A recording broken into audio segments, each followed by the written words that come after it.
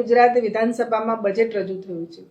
આ બજેટમાં એક ખૂબ અગત્યની જાહેરાત કરવામાં આવી છે અને એ જાહેરાત અનુસૂચિત જાતિ વિકાસ વિભાગમાંથી જે સામાજિક અને આર્થિક રીતે પછાત એવા અનુસૂચિત જાતિના બાળકો માટે જે આવક મર્યાદા 2.5 લાખ રૂપિયાની હતી એ વધારી અને 6 લાખ રૂપિયાની કરવામાં આવી છે।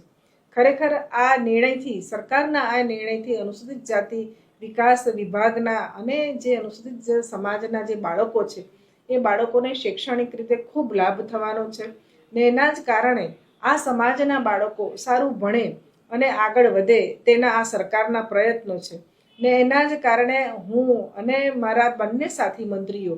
મનીષાબેન વકીલ અને વાજા સાહેબ અમે ત્રણેય જણા મંત્રી તરીકે અમે સીએમ સાહેબને મળ્યા હતા અને ડેપ્યુટી સીએમ સાહેબને મળ્યા હતા અને અમારા નાણામંત્રી કનુભાઈને પણ મળ્યા હતા। અમે એમના પાસે આ રજૂઆત કરી હતી કે ભાઈ અમારા સમાજના આ બાળકોના શિક્ષણ માટે ખૂબ સારા પ્રયત્નો થાય અને આ જો આવક મર્યાદા વધારવામાં આવશે તો આ સમાજના બાળકો શૈક્ષણિક રીતે આગળ વધશે અને સારું શિક્ષણ મેળવી શકશે। માટે અમારા ત્રણેયની રજૂઆતને ગ્રાહ્ય રાખી વડાપ્રધાન નરેન્દ્રભાઈ મોદીએ કહ્યું હતું કે શિક્ષણ જ અને બાબા સાહેબ આંબેડકરે પણ કહ્યું હતું કે શિક્ષિત બનો,